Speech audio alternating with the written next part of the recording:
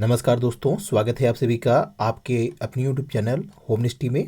दोस्तों, जैसा कि हम लोग यहाँ पर आपके लिए स्टैटिक्स के इम्पोर्टेंट एमसीक्यू सॉल्व करा रहे हैं दोस्तों, विथ एक्सप्लेनेशन दोस्तों।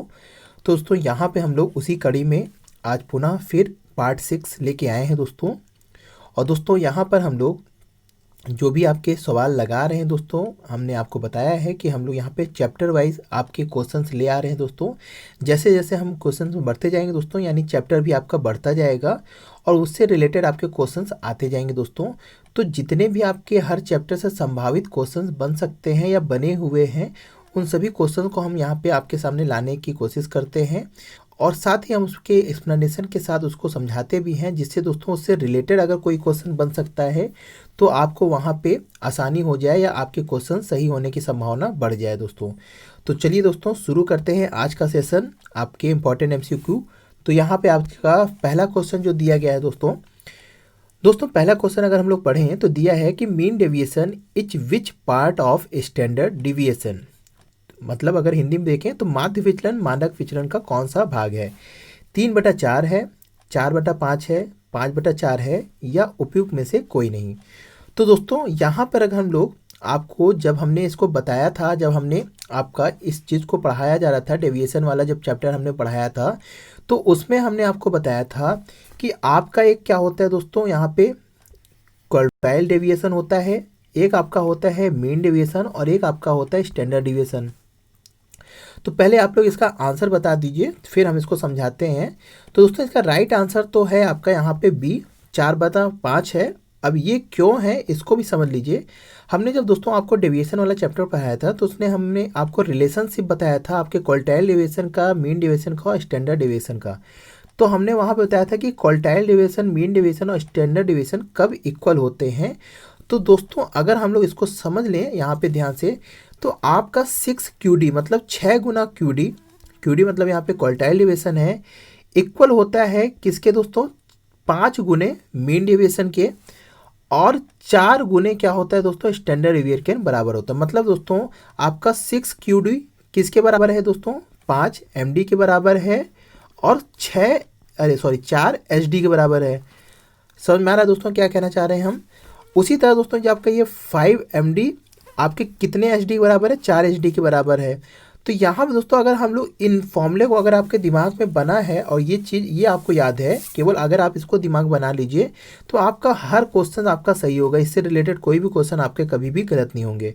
तो दोस्तों अगर आपको ये क्वेश्चन समझ में आ गया कि 6QD = 5 MD = 4 HD, तो यहाँ बात किसकी की जा रही है, आपकी मानक विचलन मतलब मीन डेविएशन की। अब पूछ रहा है कि is which part of standard deviation. तो यहाँ पे अगर आप लोग इसको यहाँ पे क्वार्टाइल डेविएशन को निगलेक्ट कर दीजिए, केवल हम लोग मीन डेविएशन और स्टैंडर्ड डेविएशन को समझिए। तो यहाँ पे दिया क्या है दोस्तों, यहाँ पे दिया गया है कि आपका 5 MD, जैसे कि आपके पहले इक्वेशन से समझ में आ रहा है, 5 MD = 4 HD के, 4 HD के। तो यहाँ पे जब हम लोग 5 को क्या कर देंगे, इधर पक्षांतर कर दीजिए, तो ये आपका इधर आके क्या हो जाएगा दोस्तों, 4/5 हो जाएगा और यहाँ से आपका ये क्या हो जाएगा, 5 इधर चला आया।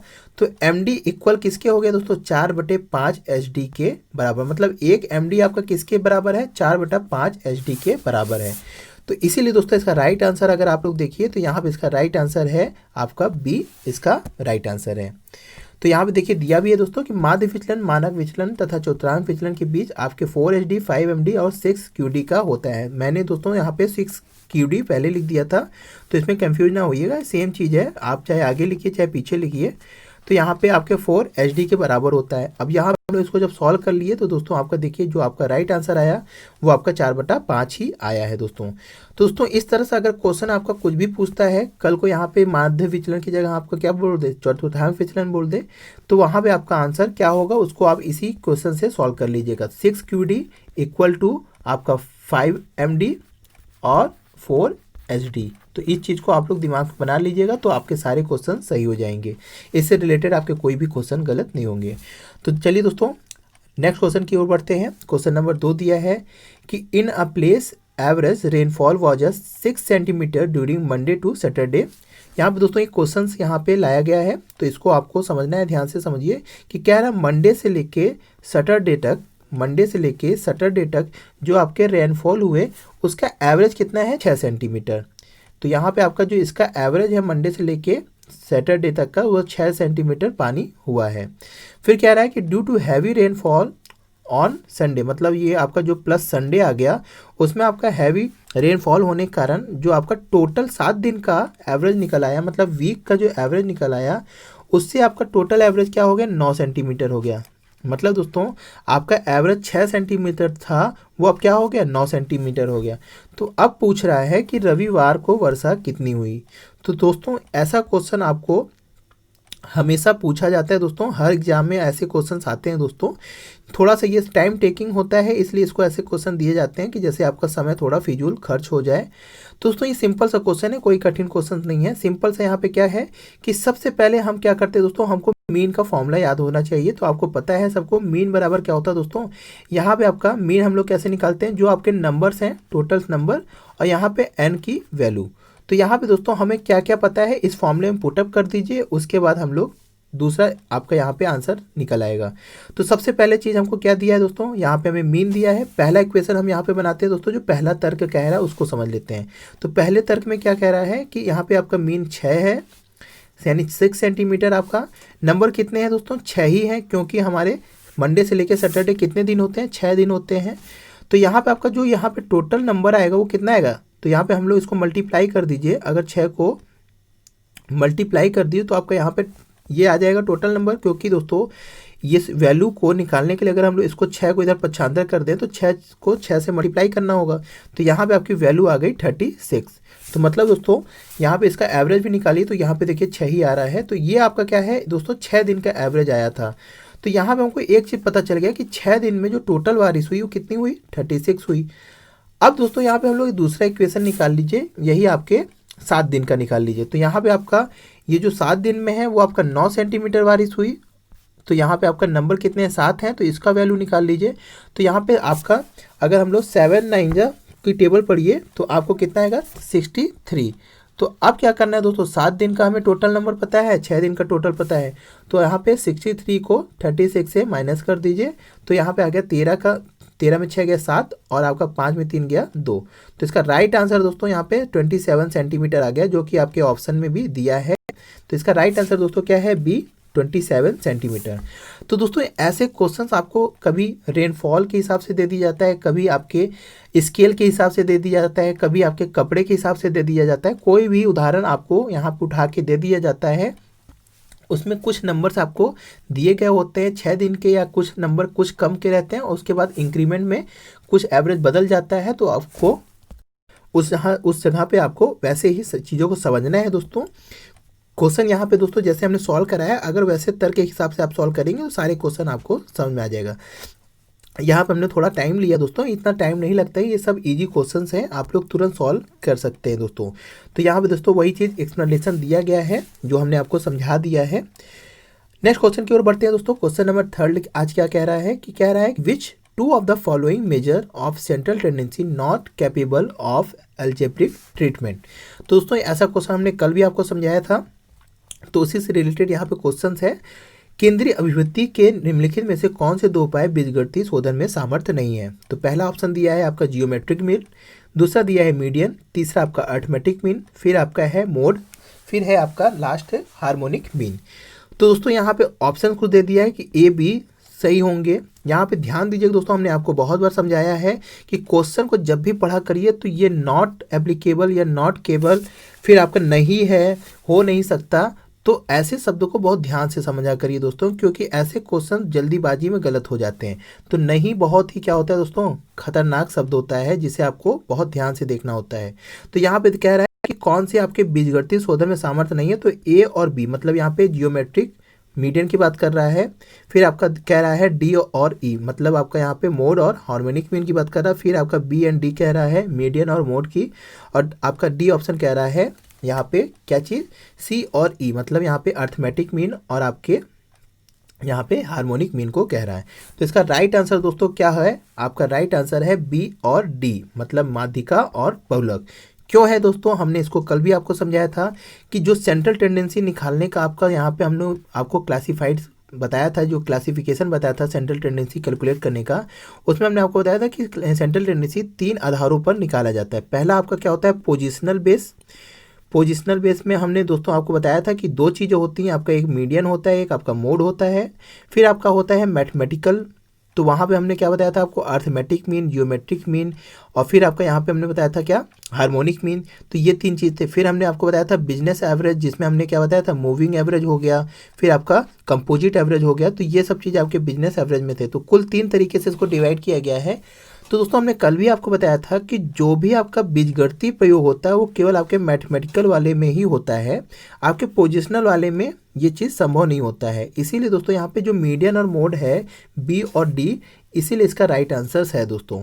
तो ये चीज़ आपको हमेशा के लिए याद हो जाना चाहिए दोस्तों, कि अगर आपको ये फिगर अगर आपको याद होगा, हमने इसको बहुत अच्छे तरीके से अपनी वीडियो में समझाया है दोस्तों। यदि आप नहीं देखें तो चैनल के पे जाके देख सकते हैं।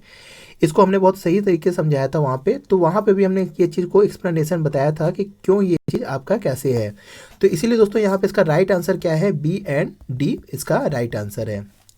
नेक्स्ट क्वेश्चन की ओर बढ़ते हैं दोस्तों। यहाँ पे देखिए, पहले एक बार इसको भी देख लेते हैं कि केंद्रीय विभक्ति के अंतर्गत माध्यिका और बहुलक बीजगणितीय शोधन में सामर्थ्य नहीं होते, जबकि ज्यामितीय मार्ग, अग्रगणितीय मार्ग और हरात्मक मार्ग बीजगणितीय व्याख्या की जा सकती है। मतलब दोस्तों जो हमने ये फिगर आपको बताया क्लासिफिकेशन, इस चीज़ को आप लोग ध्यान दिए रहेंगे। तो आपका यहाँ पोजिशनल एवरेज होता है, फिर आपका मैथमेटिकल एवरेज होता है, एक आपका बिजनेस एवरेज होता है। तो जो आपके यहाँ पे मैथमेटिकल एवरेज है, चाहे तीनों आपके अर्थमेटिक मीन हो, आपका हार्मोनिक हो और जियोमेट्रिक हो, वो सारे आपके क्या होते हैं, बीजगणितीय प्रयोग में व्याख्या किए जा सकते हैं। नेक्स्ट क्वेश्चन की बात देख लेते हैं दोस्तों। यहाँ पे एक और सवाल आया है कि the arithmetic mean of 10 item is 50। मतलब दोस्तों क्वेश्चन को दोस्तों जब भी आप पढ़िए तो उसको इक्वेशन बेस अगर बना लेंगे तो आपके सारे क्वेश्चन हमेशा सही होंगे, चाहे वो किसी से रिलेटेड हो। यहाँ पे हमने सेंट्रल टेंडेंसी से लिए हैं क्वेश्चन, आज के जितने भी क्वेश्चन लिए हैं लगभग उसी से लिए गए हैं और कुछ पहले के चैप्टर से लिए गए हैं। तो यहाँ पर कह रहा है कि the arithmetic mean of 10 item is 50 if each item is increases by 5 the new arithmetic mean would be. मतलब दोस्तों कि कह रहा है कि यहाँ पे आपके 10 आइटम है, मतलब ए से लेके कुछ ABCD EFGH कुछ 10 आइटम है ऐसे, उन सभी का जो अर्थमेटिक मीन है वो कितना आया दोस्तों, यहाँ पे आपके 50 आए हैं। आपके नंबर्स ऑफ कितने हैं, 10 आइटम है, तो इसको आप लोग यहाँ पे 10 लिख सकते हैं, n की वैल्यू। फिर कह रहा है कि हमने अगर ये सभी ABCD की जो भी वैल्यू थी उसमें 5 इंक्रीज कर दिया, यानी प्लस कर दिया। तो दोस्तों ये आपका हमने आपको वहाँ पे वीडियो में समझाया था कि आपका जो अर्थमेटिक मीन है, अगर उसमें हम लोग ओरिजिन इफेक्ट और आपका स्केल इफेक्ट, 2 इफेक्ट हमने बताया था आपको।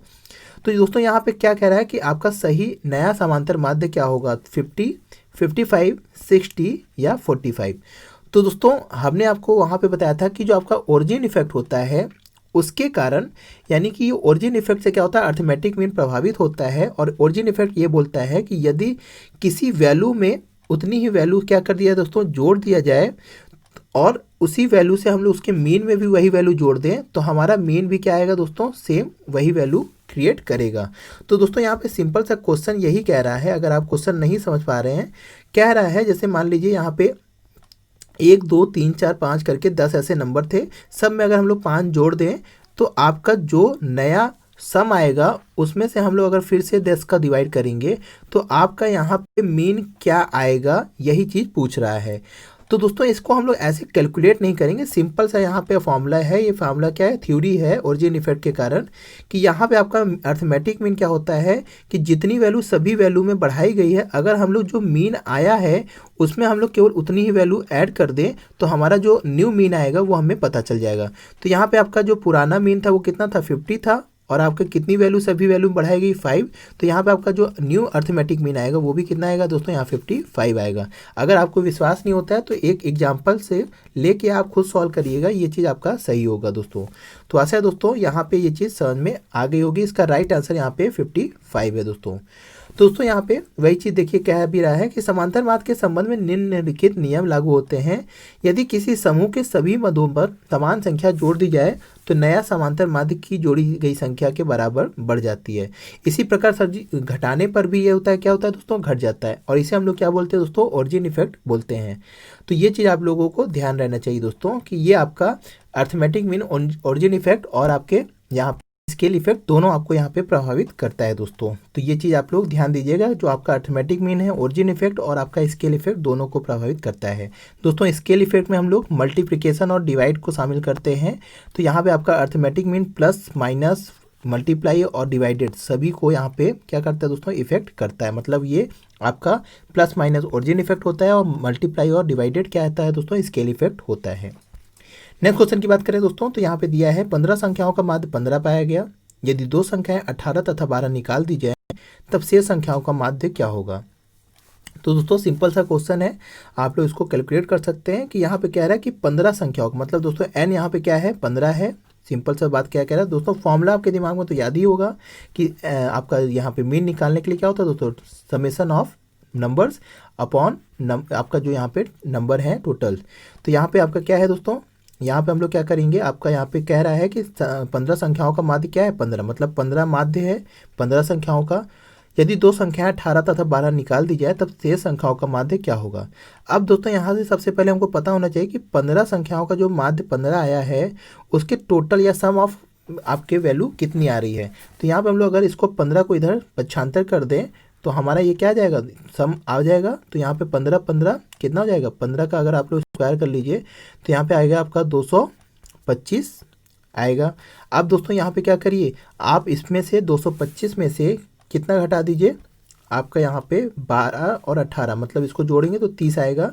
तो इसको हम लोग घटा देते हैं, तो यहाँ पे आपका 5 बचा, 12 में 3 गया 9 और यहाँ पे 195 आया। मतलब दोस्तों यहाँ पे जो घटाने के बाद आपका 225 में से 30 घटाने के बाद आया वो आया 195। अब कह रहा दो संख्या कम हो गई दोस्तों, तो यहाँ जो सम है यानी नंबर ऑफ है आपका ये 15 तो रहेगा नहीं, ये आपका कितना हो गया 13 हो गया। तो अब इसको हम लोग 195 को 13 से डिवाइड कर दीजिए तो आपको यहाँ पे आपका न्यू माध्य पता चल जाएगा। तो यहाँ पे 13 एक कम 13, फिर यहाँ पे 6 बचा और 13 पचे 65। तो इसका फिर से जो आपका न्यू मीन आ रहा है कितना आ रहा है, 15 ही आ रहा है। तो इसलिए दोस्तों इसका जो राइट आंसर होगा वो कितना आएगा, सी यहाँ पे इसका राइट आंसर होगा।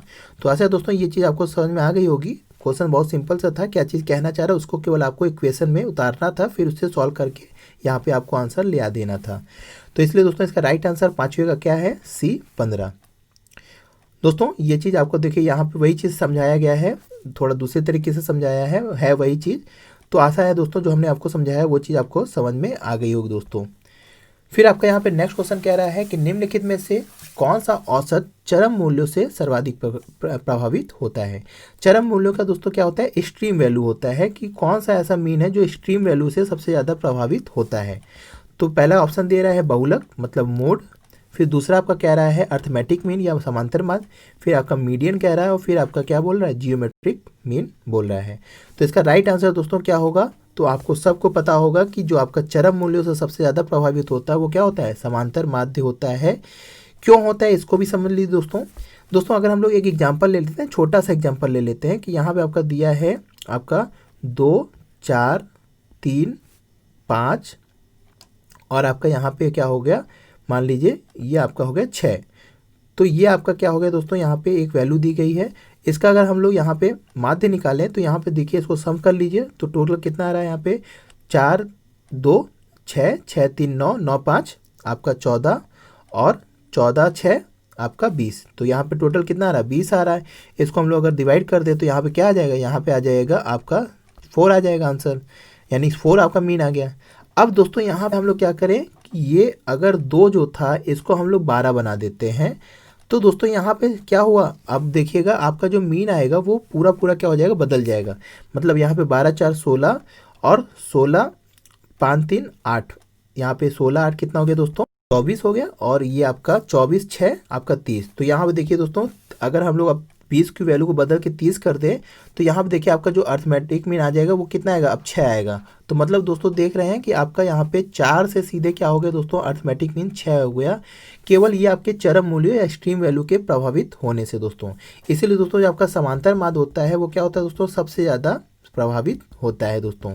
तो इसका राइट आंसर दोस्तों यहाँ पे क्या है दोस्तों, समांतर माध्य है। तो आशा है दोस्तों यहाँ पे आपको ये समझ आ गया। यहाँ पे एक्सप्लेनेशन देख लीजिए, दिया है कि समांतर माध्य औसत चरम मूल्यों से सर्वाधिक प्रभावित होता है। ऐसा इसलिए होता है क्योंकि इसमें सभी पदों का योग किए जाने तथा सभी पदों का महत्व होता है, जिससे चरम के अधिक या कम होने पर प्रभाव समांतर माध्य पर पड़ता है। जैसे कि हमने आपको यहाँ पे एग्जाम्पल में समझा दिया दोस्तों। तो इसलिए दोस्तों हमेशा याद रखिएगा कि समांतर माध्य चरम मूल्यों से सर्वाधिक प्रभावित होता है। मतलब यहाँ पे अर्थमेटिक मीन एक्सट्रीम वैल्यू से सबसे ज़्यादा क्या होता है, इफेक्टेड होता है दोस्तों। नेक्स्ट क्वेश्चन की बात करते हैं दोस्तों। यहाँ पे दिया गया है कि जब कभी समांक डाटा आपका क्या हो, गति हो, दूरी हो, समय हो, इससे संबंधित हो तो आपका कौन सा श्रेष्ठ औसत होगा। दोस्तों यहाँ पे गति का मतलब यहाँ पे आपका क्या दिया गया है, स्पीड वगैरह है, दूरी मतलब कि आपकी जो है यहाँ पे डिस्टेंस है, टाइम है। तो जब ऐसा आपका डाटा ऐसा हो, इनसे रिलेटेड हो, तो वहाँ पे आपका कौन सा आपका एवरेज निकालना सबसे सही होगा। तो वहाँ पे दिया है मीडियन पहला आंसर, फिर आपका दिया भ्यूस्टक, मतलब यहाँ पे मोड मतलब होता है, मीडियन मतलब आप जानते ही हैं, माध्यिका मतलब मीडियन, फिर आपका जियोमेट्रिक मीन है, फिर आपका यहाँ पे है हार्मोनिक मीन। तो दोस्तों यहाँ पे इसका राइट आंसर अगर आप लोग बताइए क्या होगा, तो इसका राइट आंसर है दोस्तों डी, हारात्मक माध्य या हार्मोनिक मीन इसका राइट आंसर है। क्यों है दोस्तों राइट आंसर, इसको भी देख लीजिए कि जब समांक के माध्यम से गति या दूरी या समय के संबंध में औसत ज्ञात करना होता है तो आपका यहाँ पे हारात्मक माध्य ही क्या होता है दोस्तों, यहाँ पे सबसे सही होता है। दोस्तों आप लोग जब एवरेज और स्पीड के क्वेश्चंस लगाए होंगे मैथ वगैरह में, तो आप जो फॉर्मूला यूज करते थे वहाँ पे हम लोग यही फॉर्मूला आपका क्या होता है हार्मोनिक मीन में भी क्या करते हैं हम लोग, तो हम लोग रेसिप्रोकल के हिसाब से यहाँ पे क्वेश्चन सॉल्व करते हैं हार्मोनिक मीन में। तो इसीलिए दोस्तों यहाँ पे आपका ये राइट आंसर आपका यहाँ पे डी, हारात्मक माध्य या हार्मोनिक मीन है दोस्तों। नेक्स्ट क्वेश्चन की बात करते हैं दोस्तों। यहाँ पे कह रहा है कि कौन सा संबंध सही नहीं है। मतलब दोस्तों यहाँ पे आपको इक्वेशन दिया गया है, उसमें पहला आपका दिया है कि z equal to 3m minus 2x, फिर दिया है आपका m इक्वल टू 1/3 ब्रैकेट में 2x बार, मतलब यहाँ पे x बार है, फिर आपका माइनस z है, मतलब मोड की बात कर रहा है, फिर यहाँ पे x बार इक्वल टू कितना है 1/2 3m माइनस z। दोस्तों यहाँ पे m मतलब मीडियन है, z मतलब मोड है, और x बार मतलब यहाँ पे मीडियन आपका मीन है, ये चीज़ आपको पता भी होगा। फिर यहाँ पे दिया है आपका x bar equal to 1/3 2m minus z। तो दोस्तों जब हम लोग यहाँ पे मीन मीडियन मोड का रिलेशंस पढ़ते हैं दोस्तों, तो यहाँ पे ये फॉर्मूला समझाया जाता है दोस्तों।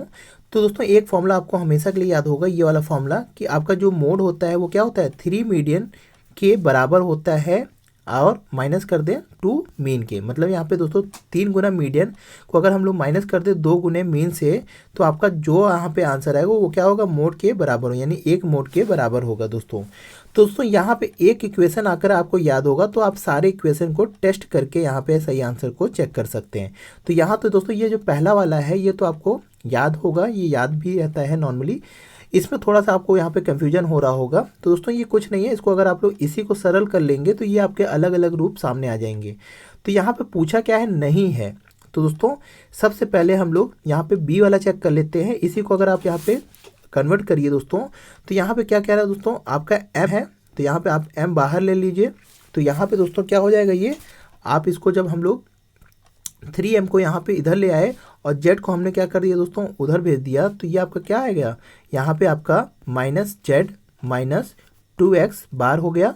अब दोस्तों अगर हम लोग इससे यहाँ पे माइनस, ये आपका यहाँ पे 2x माइनस में भी है और ये भी आपका क्या है माइनस में है, तो अगर हम लोग यहाँ पे क्या कर दें दोस्तों, इसमें माइनस से मल्टीप्लाई कर दें, तो यहाँ पे आपका क्या हो जाएगा, यहाँ पे आपका ये प्लस हो जाएगा, और ये आपका क्या हो जाएगा दोस्तों, यहाँ पे ये प्लस हो जाएगा, और ये माइनस हो गया दोस्तों। तो अब क्या हुआ दोस्तों यहाँ पे कि आपका जो आंसर आया वो क्या आया दोस्तों, यहाँ पे 2x माइनस जेड, और यहाँ पे आपका ये अगर हम लोग थर्ड को इधर पक्षांतर कर दें तो ये आपका क्या आएगा 1/3 हो जाएगा, क्योंकि यहाँ पे 1 से डिवाइड, 1 यहाँ 3 से डिवाइड हो जाएगा। तो यहाँ पे देखिए दोस्तों ये आपका जो दूसरा वाला है ये भी आपका क्या हो रहा है, सही जस्टिफाई हो रहा है, कि आपका यहाँ पे अगर हम लोग इसको इसमें कन्वर्ट करें तो ये भी आपका क्या हो रहा है, यहाँ पे फुल जस्टिफाई हो रहा है। फिर अगर हम लोग दोस्तों इसको चेक कर लेते हैं, तो यहाँ पे हम लोग जेड, ये आपका एक्स बार को इधर रख दीजिए एक तरफ, तो यहाँ पे अगर हम लोग इसको इधर भेजते हैं तो यहाँ पे आपका क्या होगा 2x हो गया, और इधर 3m माइनस जेड हो गया। तो ये तो दोस्तों सिंपल सा है कि अब हम लोग अगर इसको 2 को इधर भेजेंगे तो ये आपका 1/2 हो जाएगा। तो ये भी आपका देखिए यहाँ पे फुलफिल कर रहा है, तो ये भी आपका क्या हुआ, राइट हो गया। अब हम लोग डी वाला चेक कर लेते हैं दोस्तों। तो यहाँ पे डी वाला होगा ही नहीं, क्यों दोस्तों, यहाँ पे जब ये वाला सही हो गया तो ये वाला क्यों सही होगा। तो सिंपल से अगर आपको यहाँ पे डायरेक्ट क्वेश्चन सॉल्व करना था दोस्तों, यहाँ पे हमने सबको सॉल्व कर दिया, पर अगर आपको तुरंत देखना है तो सबसे पहले एक जैसा फॉर्मूला देखा करिए और उनको पहले दोनों को ही जस्टिफाई कर लीजिए, तो आपका यहाँ पे समय बच जाएगा दोस्तों। तो यहाँ पे पहला वाला अगर हम लोग यहाँ पे चेक कर लिए तो दूसरे वाले चेक करने की जरूरत नहीं पड़ी दोस्तों। तो इसका राइट आंसर दोस्तों यहाँ पे नहीं पूछा था, तो यहाँ पे राइट आंसर क्या हो गया दोस्तों, डी इसका गलत आंसर है दोस्तों। तो दोस्तों आपको केवल एक फॉर्मूला अगर याद रहेगा तो आपके सारे यहाँ पे चीज़ों आपको खुद से जस्टिफाई कर लेंगे दोस्तों। तो दोस्तों यहाँ पे वही चीज़ दिया, देखिए यहाँ पे एक फॉर्मूला हम लोग यहाँ पे दोस्तों इसको इस तरह भी डिनोट करते हैं, तो ये आपको ये भी याद होना चाहिए। ज़रूरी नहीं है दोस्तों, अगर आपको इसमें से एक भी याद है तो भी आपका यहाँ पे काम हो जाएगा। तो दोस्तों वही चीज़ इसको अब हम लोग यहाँ पे सॉल्व करके इसको सिंपल वे में यही चीज़ लिखते हैं। आपका यहाँ पे 3 माइनस 2 आपका 3 मीडियन माइनस 2 मीन ही होता है। तो इसी से दोस्तों ये वाला भी फॉर्मूला आप क्रिएट कर सकते हैं दोस्तों, चाहे आप खुद सॉल्व करके देखिएगा। तो यहाँ पे देखिए सॉल्व करके सभी चीज़ इक्वेशन बताया है, तो हमने जैसे आपको यहाँ पे सॉल्व कर दिया। तो ये चीज़ दोस्तों आपका राइट आंसर यहाँ पे इसीलिए क्या है, यहाँ पे डी है, जो आपका यहाँ पे सही नहीं है। नेक्स्ट क्वेश्चन की बात करते हैं दोस्तों। यहाँ पे दिया है कि निम्नलिखित कथनों में से कौन सा सही है। तो दोस्तों इसमें आपका यहाँ पे देखिए, यहाँ पे दिया है मीन, जियोमेट्रिक मीन और हार्मोनिक मीन में रिलेशंस पूछा है दोस्तों। तो दोस्तों आप लोग जब ये चीज़ दोनों तीनों का रिलेशन समझे होंगे तो इसका पेट क्वेश्चन पूछ रहा है यहाँ पे, यानी कि आंसर आपको पता होना चाहिए, तभी इसमें कुछ सॉल्व करने लायक नहीं है। तो इसका राइट आंसर दोस्तों यहाँ पे क्या है, बी, यहाँ पे इसका राइट आंसर है दोस्तों। तो दोस्तों इस तरीके से यहाँ पे एक आपका यहाँ पे दोस्तों हम लोग ने यहाँ पे जीएम को सॉल्व करने के लिए क्या बताया था कि आपका अंडर रूट में एक्स अगर हम लोग क्या कर दें, आपका यहाँ पे हार्मोनिक मीन करते हैं तो ये आपका क्या आता है दोस्तों, ये जीएम के बराबर होता है। तो ये भी एक फॉर्मूला होता है, आशा है आपको ये भी पता होगा। तो ये दोस्तों यहाँ पे क्या कह रहा है कि आपका जो मीन होता है वो सबसे बड़ा होता है किसके, जियोमेट्रिक मीन के, और जियोमेट्रिक मीन बड़ा होता है आपके किससे, हार्मोनिक मीन से। तो इसीलिए दोस्तों यहाँ पे सबसे बड़ा क्या होता है, मीन होता है, फिर उससे बड़ा क्या होता है, यानी कि मीन से छोटा जियोमेट्रिक मीन होता है, और जियोमेट्रिक से भी छोटा क्या होता है, आपका हार्मोनिक मीन होता है दोस्तों। इसीलिए दोस्तों यहाँ पे देखिए दिया भी है कि जब एक ही समांग की श्रेणी में गणितीय माध्यों अर्थात माध्य, हरात्मक माध्य, गुणात्मक माध्य की गणना की जाती है तो समांतर माध्य का मान सबसे अधिक, गुणोत्तर माध्य का मान उससे कम और हरात्मक मान का सबसे कम प्राप्त होता है। इसे हम लोग गणितीय रूप में समांतर माध्य, गुणोत्तर माध्य और हरात्मक मान, यहाँ पे हम लोग ग्रेटर देन लगाते हैं सिंबल। तो ये चीज़ आपको इस तरह भी लिख सकते हैं, इस तरह भी लिख सकते हैं, दोनों का मतलब वही है दोस्तों। तो इसका राइट आंसर दोस्तों बी क्यों हुआ, आपको समझ में आ गया होगा दोस्तों। तो कभी कभी दोस्तों कुछ पेट क्वेश्चन दे दिए जाते हैं इजी टाइप के, मतलब कि वहाँ पे आपको सीधे याद करने वाली चीज़ों की स्मरण शक्ति चेक की जाती है कि आपके पास वो चीज़ याद है कि नहीं है। नेक्स्ट क्वेश्चन की बात करते हैं दोस्तों। यहाँ पे दिया है कि किसी माध्य की गणना करते समय अगले वर्ष के मूल्य को शामिल कर लिया जाता है परंतु पिछले मूल्य को छोड़ दिया जाता है। तो यहाँ पे दोस्तों सीधे परिभाषा पूछ ले रहा है किसी चीज़ की, तो उसे हम लोग क्या बोलेंगे, आपका क्यूमुलेटिव मीन या मूविंग मीन या आपका कंपोजिट मीन या आपका वर्गकरणी माध्य बोलेंगे। इसे हम लोग स्क्वायर ऑफ भी मीडियन मीन बोलते हैं। दोस्तों यहाँ पे क्या कह रहा है कि माध्य की गणना करते समय अगले वर्ष के मूल्य को भी शामिल कर लिया जाता है। तो ये डिफिनेशन दोस्तों किसकी, गतिमान माध्य की इसकी डिफिनेशन है दोस्तों। दोस्तों हम लोग गतिमान माध्य में करते क्या, जैसे कि आपके पास तीन कोई नंबर है दोस्तों, ए और बी और आपके पास सी नंबर है। तो दोस्तों हम लोग इसका जब हम लोग यहाँ पे गतिमान माध्य निकालेंगे तो इसमें करेंगे क्या दोस्तों कि सबसे पहले तो हम लोग ए बी सी को जोड़ देंगे, फिर आपका यहाँ पे जो नेक्स्ट हम लोग इसको करेंगे तो यहाँ पे हम लोग क्या करेंगे दोस्तों, यहाँ पे बी सी को शामिल कर लेंगे, फिर हमने यहाँ पे क्या करेंगे, आगे वाले नंबर को आपको नया नंबर रखेंगे। मतलब हम लोग पीछे वाले नंबर को छोड़ते नहीं दोस्तों, अगले वर्ष में हम लोग पीछे वाले मूल्य को जोड़ते चले जाते। फिर आपका नेक्स्ट वाला क्या आएगा, यहाँ पे आएगा सी डी, यानी C plus D plus E आ जाएगा। फिर इसी तरह आपका यहाँ पे D plus E plus F आ जाएगा। तो सब में हम लोग ऐसे तीन तीन का डिवाइड करते चले जाते हैं, जितने नंबर का हम लोग यहाँ पे वैल्यू लेके चलते हैं। तो इस तरह दोस्तों यहाँ पे आपका ये तीन माध्य अगर हम लोग निकालेंगे तो अगर यहाँ पे ऐसे ही आपका यहाँ पे सॉल्व होता है दोस्तों। यहाँ पे हम केवल एग्जांपल के वे में समझा रहे हैं दोस्तों। यहाँ पे हम लोग पहले वाले माध्य को दूसरे वाले आपका यहाँ पे अगले वर्ष में जोड़ते चले जाते हैं। सो क्वेश्चन नंबर 10 का राइट आंसर आपका क्या है, गतिमान माध्य इसका राइट आंसर है दोस्तों। तो यहाँ पे देखिए कह भी रहा है कि गतिमान माध्य या मूविंग एवरेज की गणना करते समय अगले वर्ष के मूल्य को शामिल कर लिया जाता है, परंतु पिछले वर्ष के मूल्य को छोड़ा नहीं जाता है। अर्थात प्रत्येक अगले वर्ष से संबंधित गतिमान माध्य या चल की गणना क्रिया में अगले वर्ष के मूल्यों को क्रमशः शामिल कर लिया जाता है। इसीलिए इसका राइट आंसर दोस्तों क्या है, बी इसका राइट आंसर है। अगर दोस्तों क्वेश्चन नंबर 11 देख लें तो यहाँ पे कह रहा है कि एक श्रेणी की माध्यिका 10 है, दो अतिरिक्त अवलोकन 7 एवं 20 इस श्रेणी में जोड़े जाते हैं तो नई श्रेणी की माध्यिका होगी।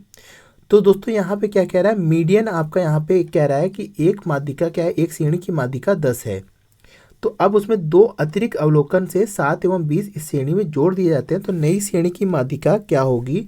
तो इसका राइट आंसर क्या होगा, 7 होगा, 9 होगा, 10 होगा या 20 होगा। दोस्तों इसका राइट आंसर आप लोग देखिए क्या होगा। दोस्तों यहाँ पे सिंपल सा चीज़ है कि हम लोग जब मीडियन निकालते हैं, आपको यहाँ पे ये समझना है कि मीडियन हम लोग कैसे निकालते थे। आपके जितने भी आपके यहाँ पे n+1 करके हम लोग क्या कर देते, 2 कर देते थे, उसके हिसाब से हम लोग यहाँ पे क्या करते, जो भी आपका क्युमुलेटिव फ्रीक्वेंसी में ये चीज़ आपका सर्वाइव करता था उसी में हम लोग इस चीज़ को टेस्ट करते थे। तो यहाँ पे दोस्तों अगर यहाँ पे कोई नंबर दिया गया, सपोज करिए कि यहाँ पे आपका कुछ नंबर दिए गए हैं आपके, जैसे कि 1 2 3 4 करके ऐसे कुछ नंबर दिए गए हैं। फिर हम लोग मान के चलिए यहाँ पे 5 नंबर लेके चलते हैं एक एग्जाम्पल के हिसाब से कि यहाँ पे आपका 1 2 3 4 5 ये 5 नंबर है। अब इसमें अगर हम लोग यहाँ पे सॉल्व करें तो n यहाँ पे कितना है आपका 5 है, तो यहाँ पे 5 + 1 = 2 कितना आएगा, यहाँ पे आपका यहाँ पे आएगा 3 आएगा, यानी कि यहाँ पे 5 1 6, 6 में 2 गया 3।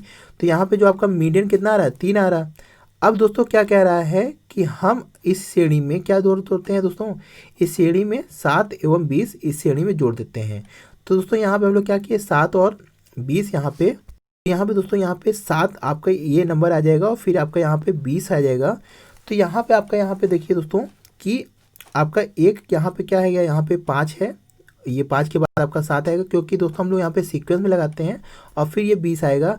तो फिर हम लोग इसको अगर देखिए दोस्तों यहाँ पे 1 2 3 4 5 6 7 नंबर आ गए, 7 1 8, फिर यहाँ पे हम लोग 8 को करेंगे तो चौथे नंबर पे आएगा। तो यहाँ पे आपका क्या आ रहा है दोस्तों, यहाँ पे 4 यहाँ पे आंसर आ रहा है। पर दोस्तों यहाँ पे माध्यिका हमारा यहाँ पे 10 आ रहा है, तो मतलब यहाँ पे क्या होगा दोस्तों, हम लोग एग्जाम्पल भी जो लेंगे वो क्या लेंगे दोस्तों, 10 के हिसाब से लेंगे। तो यहाँ पे दोस्तों हम लोग क्या करेंगे कि आपका माध्यिका 10 आया है तो ये आपका तो मिड पॉइंट, आपको पता ही होगा कि मीडियन में क्या होता है दोस्तों, मिड पॉइंट। मीडियन क्या करता है दोस्तों, दो आपके एक श्रेणी को 2 बराबर भागों में बांट देता है। अब दोस्तों यहाँ पे जो एग्जाम्पल हमने यहाँ पे लिया था वो एक गलत एग्जाम्पल था, मतलब कि यहाँ पे हमने छोटा एग्जाम्पल ले लिया, पर यहाँ पे मीडियन तो 10 बोल रहा सी आप, तो यहाँ पे मीडियन 10 कोई हो ही नहीं सकता। तो एग्जाम्पल अगर आप सही से फिर से देखिए तो यहाँ पे आपका मीडियन आपका 10 है, तो यहाँ पे एक नंबर आपकी 7 जोड़ी जा रही है, मतलब यहाँ पे 7 एक नंबर 10 से पहले आएगा और एक नंबर 10 के बाद आपका यहाँ पे 20 आएगा। क्योंकि हम लोग क्या करते हैं दोस्तों, अवरोही या अवरोही क्रम में या असेंडिंग या डिसेंडिंग ऑर्डर में पहले करते हैं मीडियन निकालने के लिए। तो यहाँ पे 10 से पहले एक 7 नंबर जुड़ गई और 10 के बाद एक 20 नंबर जुड़ गई। तो अब अगर दोस्तों हम लोग फिर से इसका निकालेंगे तो यहाँ पे आपका मीडियन क्या आएगा दोस्तों, वही सेम इट इज आएगा 10 ही, क्योंकि दोस्तों मीडियन क्या होता है, मिड पॉइंट होती है, और मिड पॉइंट के ऊपर अगर कोई नंबर बढ़ जाए और वही एक नंबर नीचे भी बढ़ जाए तो भी मिड पॉइंट क्या होगा दोस्तों, उतना ही आपका, यानी कि आपका मीडियन क्या होगा, उतना ही सेम आएगा दोस्तों। इसको अगर हम लोग साधारण भाषा में समझ लें तो सिंपल से यहाँ पे लॉजिक क्या है दोस्तों, कि आपका मीडियन क्या होता है दोस्तों, एक श्रेणी को 2 बराबर भागों में बांट देता है। तो जैसे दोस्तों आपका यहाँ पे क्या है, एक तौलने वाला तराजू है, तो एक तरफ आपका यहाँ पे क्या है दोस्तों, ये आपका यहाँ पे जो मिड पॉइंट है वो क्या है, 10 है। अब दोस्तों ये क्या कह रहा है कि तराजू के ऊपर तरफ, मतलब कि यहाँ पे ये जो सीढ़ी थी दोस्तों, यहाँ पे ये आपके यहाँ पे 10 था मिड पॉइंट में, और यहाँ पे तो तराजू के एक तरफ 7 नंबर डाल दिया गया और एक तरफ 20 नंबर डाल दिया गया। तो तराजू फिर क्या होगा, उसी जगह बैलेंस हो जाएगी, कहाँ पे, 10 पे ही बैलेंस हो जाएगी। तो सिंपल सा आप लोग अगर इससे समझ लीजिए तो भी आपका यहाँ पे राइट आंसर क्या आ रहा है दोस्तों, 10 ही आएगा दोस्तों। तो ये चीज़ आप लोग हमेशा के लिए ध्यान दीजिएगा दोस्तों, ये शॉर्ट ट्रिक क्वेश्चन होते हैं, इसको थोड़ा सा समझ लीजिए याद कर लिया जाता है, क्योंकि दोस्तों ये ट्रिक आपको अगर समझ में आ गई तो ऐसे क्वेश्चन कोई भी बहुत बार पूछे जा सकते हैं कि आपकी कोई मीडियन वैल्यू आपकी कुछ है और उस मीडियन वैल्यू से कुछ छोटी नंबर जोड़ दी गई और उस मीडियन वैल्यू से कुछ बड़ी नंबर जोड़ दी गई, तो आपका नया मीडियन क्या आएगा। तो दोस्तों नया मीडियन आपका क्या आएगा, सेम इट इज ही आएगा, क्योंकि आपको अगर इस एग्जाम्पल से समझ में आ गया होगा तो आपको ये चीज़ समझ में आ गई होगी दोस्तों। तो आशा है दोस्तों यहाँ पे देखिए क्या कह रहा है कि यदि एक श्रेणी की माध्यिका 10 है और उसमें 2 अतिरिक्त अवलोकन 7 एवं 20 शामिल किए जाते हैं तो आपका नया जो आएगा वो मीडियन 10 ही होगा, क्योंकि आपके जो शामिल संख्याएं हैं वो 1 से 7 जो आपके 10 से कम है और दूसरी आपका क्या है 20 10 से अधिक है, तो आपका मीडियन जो आपका मिड वैल्यू रहेगा वो 10 ही रहेगा। इसीलिए यहाँ पे आपका मीडियन क्या आएगा दोस्तों 10 ही आएगा। तो ऐसा है दोस्तों यहाँ पे ये एक्सप्लेनेशन समझ में आ गया होगा दोस्तों। यहाँ पे हमने एक एग्जाम्पल थोड़ा सा गलत ले लिया था, उसको आप लोग थोड़ा सा निगलेक्ट करिएगा। तो दोस्तों ये चीज़ क्या कहना चाह रहा है आपको आशा है ये चीज़ समझ में आ गई हो दोस्तों। नेक्स्ट क्वेश्चन की दोस्तों यहाँ पे आखिरी क्वेश्चन की आज हम लोग बात करते हैं। तो यहाँ पे दिया है क्या चीज़ होता है मीन, फिर आपका लेस देन जियोमेट्रिक मीन या लेस देन हार्मोनिक मीन, या आपका मीन सबसे बड़ा होता है, फिर जियोमेट्रिक मीन होता है या हार्मोनिक मीन होता है, या सभी चीज़ इक्वल होते हैं या इनमें से कोई नहीं। तो दोस्तों ये क्वेश्चन हमने आपको अभी समझाया भी था कि आपका जो क्या कहते हैं मीन होता है वो सबसे बड़ा होता है जियोमेट्रिक मीन के, और ये बड़ा होता है आपके सबसे बड़ा होता है आपका मीन, और उसके बाद जियोमेट्रिक मीन होता है, फिर आपका हार्मोनिक मीन होता है। तो दोस्तों ये जो कंडीशन होती है वो किस में होती है, आपके असमान पद मूल्यों की दशा में होती है। मतलब जो हमने अभी आपको पहले समझाया था वो किस दशा में होती थी, असमान पद मूल्यों में। तो दोस्तों इसका राइट आंसर यहाँ पे क्या होगा दोस्तों, बी इसका राइट आंसर है, क्योंकि यहाँ पे असमान पद मूल्यों की बात कर रहा है। वहीं दोस्तों यहाँ पे सवाल पूछता है कि समान पद मूल्यों की दशा में क्या होगा। तो समान पद मूल्यों की दशा में आपका क्या होता है, मीन जियोमेट्रिक मीन के बराबर होता है और जियोमेट्रिक मीन हार्मोनिक मीन के बराबर होता है। तो इसका राइट आंसर दोस्तों यहाँ पे बी है। यहाँ पे देखिए दिया भी गया है कि यदि समांगमाला के सभी पद मूल्यों के मूल समान ना हो तो हरात्मक मान सबसे छोटा होता है, गुणात्मक मान उससे बड़ा होता है और समांतर मान सबसे बड़ा होता है। वहीं दोस्तों समान पद मूल्यों की दशा में क्या होता है दोस्तों, आपका x bar equal to GM मतलब geometric mean equal to harmonic mean. तो ये चीज़ दोस्तों यहाँ पे हमने 2 बार इस चीज़ को समझाने के लिए, एक बार आपका यहाँ पे था, यहाँ पे समान पद मूल्यों को समझाने के लिए हमने इसको भी रख दिया। तो आशा है दोस्तों यहाँ पे आपको ये क्वेश्चन भी समझ में आ गया होगा दोस्तों आज हम लोगों ने यहाँ पे सेंटर टेंडेंसी से रिलेटेड कुछ क्वेश्चन यहाँ पे सामने आपके लिए लाए थे दोस्तों। आज हम लोग दोस्तों आपको एक क्वेश्चन और देना चाहते हैं, प्रैक्टिस क्वेश्चन। तो इसको आप लोग सॉल्व करिएगा और कमेंट सेक्शन में इसका आंसर बताइएगा दोस्तों कि इसका कह रहा है कि निम्न सांकों का हमें क्या निकालना है, हार्मोनिक मीन या हरात्मक मान निकालना है। तो यहाँ पे ऑप्शन दिया है, इसको नोट डाउन कर लीजिएगा। इसका राइट आंसर क्या निकलेगा दोस्तों आप लोग हमें कमेंट सेक्शन में बताइएगा दोस्तों। तो दोस्तों आज के लिए इतना ही। आशा है आपको ये वीडियो अच्छी लगी होगी दोस्तों। अगर वीडियो अच्छी लगी तो लाइक करिए, अगर वीडियो अच्छी नहीं लगी तो 2 बार डिसलाइक करिए दोस्तों। और दोस्तों चैनल पे पहली बार आए हैं तो चैनल को सब्सक्राइब कर लीजिए ऐसे ही वीडियो पाने के लिए, और ज़्यादा से ज़्यादा अपने दोस्तों को वीडियो शेयर करिए दोस्तों। जो भी आपके कॉमर्स के स्टूडेंट हैं, स्टैटिक्स के स्टूडेंट हैं, या जो भी आपके इस एग्ज़ाम की तैयारी कर रहे हैं दोस्तों, तो उन सभी को दोस्तों यहाँ पर वीडियो शेयर करिए दोस्तों। तो दोस्तों आज के लिए इतना ही। जय हिंद, जय भारत।